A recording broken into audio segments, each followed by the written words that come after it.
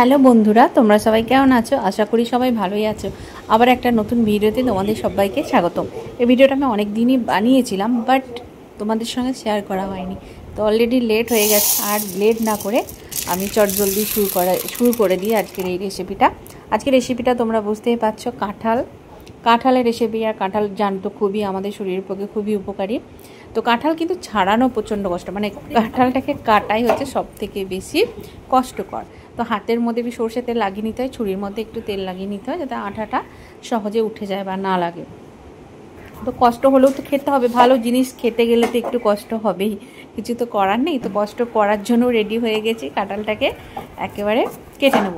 তো দেখো, আগা আর পিছনটা কেটে ঘষে ঘষে যতটা পারা যায় আঠা তুলে দেওয়ার চেষ্টা করেছি, আর বাকিগুলো রয়ে গেছে। আর ছুরির সাহায্যে কাঁঠালটাকে ভালো করে এভাবে খোসাগুলো ছাড়িয়ে দেবো।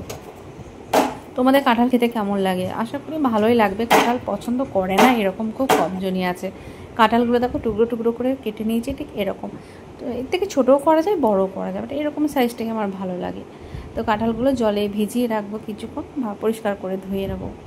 দেখো খুব সুন্দর পরিষ্কার আছে অলরেডি, তো আবারও ভালো করে ধুয়ে নেবো।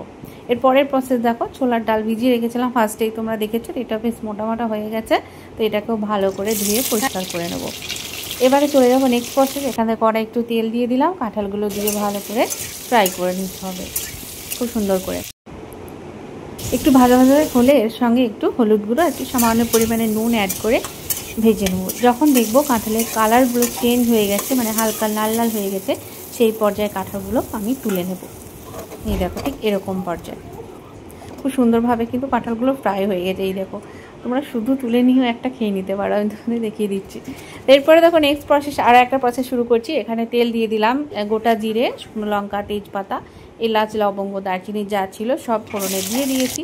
ফোড়নটা ভালো করে হতেই এর মধ্যে কুচনো পেঁয়াজ বেশ কিছুটা দিয়ে দিয়েছি। পেঁয়াজটা একটু ভাজা ভাজা করে নেবো। যখন পেঁয়াজের কালার একটু সামান্য চেঞ্জ হবে, তখন সেই পর্যায়ে আমি অ্যাড করে দিলাম দেখো টমেটোর টুকরো, কাঁচা লঙ্কা। তো এটাকেও বেশ কিছুক্ষণ ধরে নাড়াচাড়া করতে হবে।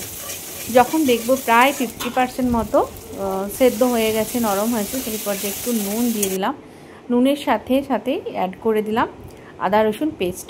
তো ভালো করে এটাকেও নাড়াচাড়া করে দিলাম। এরপরে সমস্ত মশলা দিয়ে দিলাম। মশলা যেগুলো দেখে নিলে ঘরোয়া মশলা। আমি বেসিক্যালি যে রান্নাগুলো বা রেসিপিগুলো তোমার সাথে শেয়ার করি, তোমরা দেখবে আমি খুব একটা মানে স্পেশাল মশলা যেগুলো দেখা যায় রেস্টুরেন্ট স্টাইলে বানানো হয়, সেরকম মশলা আমি ইউজ করি না। ঘরোয়া যে মশলা, ধনে গুঁড়ো, জিরে গুঁড়ো, হলুদ গুঁড়ো, লঙ্কা গুঁড়ো, সেই ঘরোয়া মশলা দিয়ে আমি কিন্তু রেস্টুরেন্ট স্বাদে বা স্টাইলিশ স্বাদে লোভনীয় একটা রেসিপি বানিয়ে ফেলি, যেটা সবার হাতের কাছে থাকে আর সবাই খুব সহজেই এটা বানিয়ে নিতে পারবে।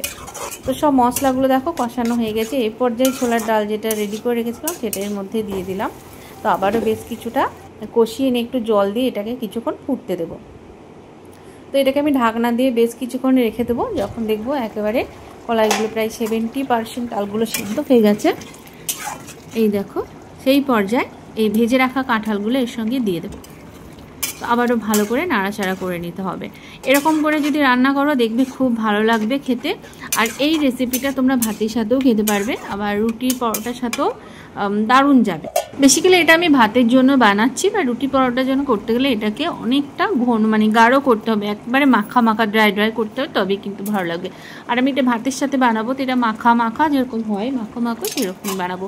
তো শেষ পর্যায়ে এখানে বেশ কিছুটা স্বাদের জন্য ব্যালেন্স ঠিক রাখার জন্য একটু চিনি আর সব শেষে ঘি অ্যাড করে দিলাম। ঘিটা অবশ্যই কিন্তু দেবে, ঘিটার জন্য টেস্ট কিন্তু অনেক বেশি বেড়ে যাবে, বিলিভ মি। তোমরা একবার করে দেখো, দেখো কত সুন্দর লুক দিয়েছে আর খুব সুন্দর একটা গন্ধ বেরিয়েছে, দারুণ সুন্দর। এই যে এরকম টাইপের মাখা মাখা হবে, আমি এরকমই মাখা মাখা বানাবো। তোমরা যদি একটু ঝোল ঝোল খেতে পারো তো জলটা একটু রাখতে পারো, বাট আমাকে এইরকমই খেতে খুব ভালো লাগে। আর এই রেসিপিটার সঙ্গে গরম গরম এক প্লেট ভাত নেবে, আর কিচ্ছু নেবে না, দেখবে এটা দিয়ে খুব সুন্দর খেতে লাগবে। দেখো কত সুন্দর লুক দিয়েছে, অসাধারণ দুর্দান্ত স্বাদের এই রেসিপি। তোমাদের কেমন লাগলো অবশ্যই লাইক কমেন্ট করো, শেয়ার করো প্রচুর পরিমাণে। আজ আসি, টাটা।